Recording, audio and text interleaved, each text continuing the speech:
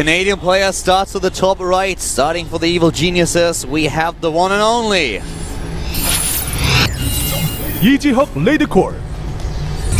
Looking really superb in the late game, just not quite able to deal with the mutas. Down one game. Cannons would have saved him. Parting is building up to 14 to 17 when he moves out with such a force. Huck a bit surprised by his opponent's move. Starting to the bottom left, we have in the lead with a 1-0 the Kesper Zerg player. Starting for Samsung Khan, it is Samsung Khan Shine. very entertaining first game on Daybreak. Here we have Shine. Not to mix him up with a TSL Zerg player. Former TSL Zerg player. Right. Now, Shine is scouted immediately by Huck. This is a two-player map. You see, Huck has played this map just one time. This is something that Shine has not played on just yet. Huck did win his match, on the other hand. He's going to go for a Nexus first. This is what you would expect to see on this map. Nexus first versus CC, or versus Hatchery first, except we're going to see a pool for Shine playing things a little bit more safely. Interesting choice. Would not expect to see this on this map. You know, I mean, the mineral line is pretty wide open back there. There's not a lot of space to cannon. It's pretty tough. It's hard to even hide anything. Yeah, but personally, I wouldn't want to risk it. Don't risk it. Not against Huck, man. He's really good at cannoning, in fact. Yeah, it's like, yes, you can do it. We have a lot of players, especially in Europe, for example, that know the maps exactly, and they know, okay, well, if you cannon, I need this many drones. I have to block this and that spot to make sure that you can't pull it off. But why put yourself into this position?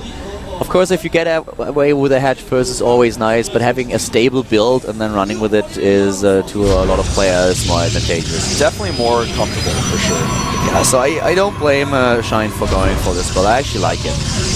But Huck has his Nexus first, which is good for him, and he also starts with this wall here, so I'm really interested to see what Shine is going to do. Mutalisk play, game number 1. He waited a long time. He analyzed what Huck was doing and then decided, okay, well, you know what? With me damaging your third base this much, having the opportunity to go for it, you in this awkward spot where you rather have to camp the third than spread your units out to be able to defend against it, I guess just go for Mutalisk. I dump everything in our units, and he played it well. I wonder if we're going to see Shine take the gold base, or if he's going to take the Saber base at the bottom right. Looks like our questions are answered as we see this drone going down to a safe location. Really far away, but if he kills those rocks, it's a little bit more manageable. Well, actually, I take it back. This is not Heartless Storm. I've been playing a lot of Heartless Storm. Like, yeah, you kill those rocks, they'll collapse, they'll be safe, but kills rocks becomes actually a little bit more difficult to defend. My mistake. It looked like collapsible rock tower. That's going to become known as the CRT. No, that's actually just an old monitor I used to play StarCraft 1 on, but found a PC bong recently. It uses CRT monitors. Heartless Storm is going to be fun. I really like what they are doing, and it feels good playing it. Yeah, it certainly does, man. I mean, it's not perfect yet, and they are still balancing everything, but I like the direction the game is going. They put a lot of thought in. It's going to be awesome. I'm really excited for the single player as well. Just to speak frankly with you guys, I really enjoy StarCraft storyline. Shine skipping the gases so far. We'll see him at him fairly soon. Just wants to get as many drones out as possible. Yeah, and you cheated a little bit. You actually didn't complete it in Brutal. I did. You did? I did. Yeah. No, but the last mission the first time I played through, I got stuck on the I got stuck on the last mission a few tries, and it was really late at night. It was launch night, and I was so frustrated. I was like, somebody's gonna spoil the ending for me. I gotta cheat. So I typed in terrible damage, beat it that way. Then all my achievements got bugged out for some reason, so I just replayed the entire campaign on Brutal. Actually, when I came to Korea, Torch was like, "What? Yeah, I did the same thing." And I was like, "Yeah, I guess I gotta be on Brutal." So I replayed the entire thing. Played it on Brutal. The last mission, man, it nearly killed me. It was so annoying. That artifact that you have to like save and then the timer runs down. I actually thought I had lost the game. Everything overran my base and the timer goes down. I see the hit points and I start counting. I'm like, well, I was ready to jump out of the game to quit and restart it, and then like, wait a second, that could actually just work. And when the counter ran down, I think I was at 50 hit points left. So I was so happy, and then I got my Brutal achievement. I was like, oh yeah. Yeah, you know, the first time I played through, I skipped a lot of those artifacts, so I I didn't have like a planetary or something, and it was just really hard, but the second time was much better. Stargate, again, by the way, for Huck, this is so popular now. It's such a good build for this map, I feel. It gives you so much flexibility. This is a big map, but Stargate units can fly around, clear up Overlords, and because this map is so big, that's when we saw that Warp Prism play last time on this map go so well against Jaedong, because it's really hard to see this coming on a map where there's so much open space. Well, on the first map, you really tried to hit him hard with this and just surprise him, and it didn't really work out too well. But right now, let's see if Huck is a little bit more successful with his attempt on game number 2. I like what Shine did on game number 1, and I'm really interested to see what his plan is this time. And you can really see that he always goes up to 60 drones and then immediately starts his complete roach production. That is exactly what we saw in the last game. Without the scouting information, 2 spore crawlers, that's all that he needs at this point. He goes for the Lynx and the roaches. Exactly the same build. Yeah, totally safe. And to the T, yeah, as you said. Another Huck gets the Robo now. A little bit later, so it's not necessarily going to be that Warp Prism play. Could just be a normal Immortal Fallout. He also has, differently than our earlier Cross player, 3 Harvesters in all simulators. So not playing this quite like you. In fact, we'll take a 3rd base behind this, so he's playing this much more standard. And Shine being aggressive once more. Like you said, the exact same build. And Huck doesn't have a lot here. This is also him being more aggressive than he was in the last game. A lot more Zerglings that he has. And this time, I am not quite sure if that is going to work well for him. One of those sentries might even die. No, it doesn't, but there's still so many roaches that he can break down the wall. The wall is broken, and Huck a little bit late on the Phoenix lifts here.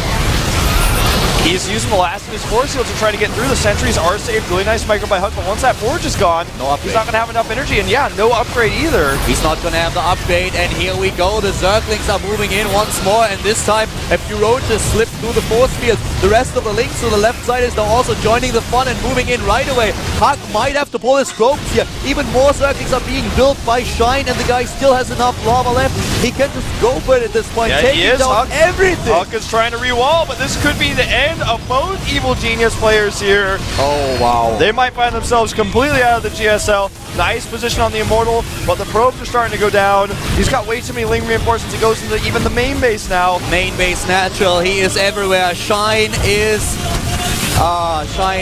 putting Huck into a dark place. He certainly is.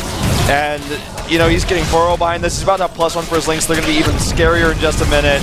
Burrow, Roach, or not, Burrow and Roach movement on the way, not one or the other. Position here on the probes to make sure that he doesn't get into the main base anymore. Trying to make the best out of the units that he has, but there is just not enough. Here is Huck fighting for his life, fighting for survival. 16 workers killed, and more Zerglings are on the way. A 4th base now for Shine. Shine is going at it with everything that he has. Yeah, Huck is on the hold position with his probes, so yeah, they're not dying, but at the same time, they're not mining, so this is a big issue. We need to start picking up Zerglings. I mean, that's how desperate he is right now.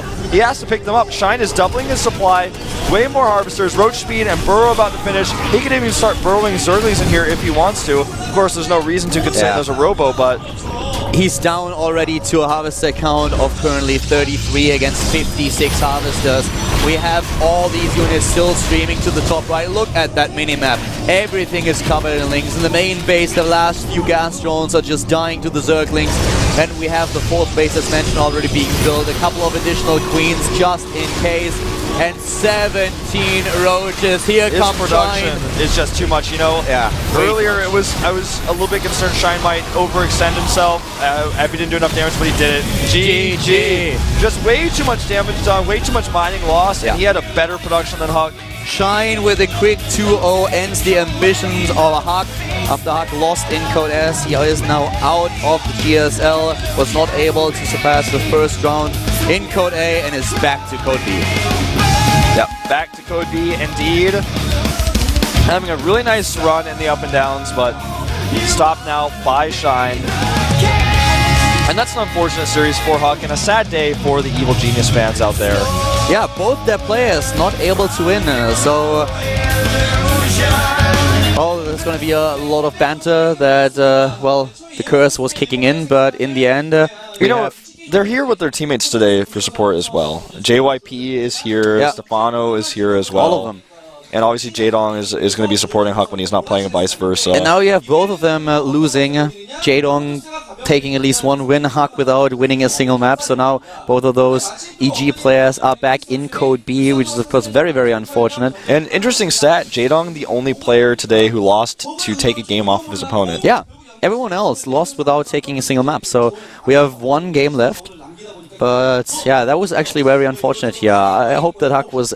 You know, the first game was actually really, really close. It really was. He could have won it. But then in the second game, he tried to go for a similar build. The opening for Shine was exactly the same. But then he decided that this time he would just throw everything against Huck. Went all out, very, very aggressive. And Huck just didn't have enough. He did not, man. He was playing a build that was a little bit greedy, trying to build up a lot of things at once, which works usually on a big map like this. He didn't see it coming. But we've got one match left, and it's going to be Yoda, someone who's been in the GSL several times, going very far in Codes, up against Tyr, the player I like to call the wild card Protoss for FXO in the Team League.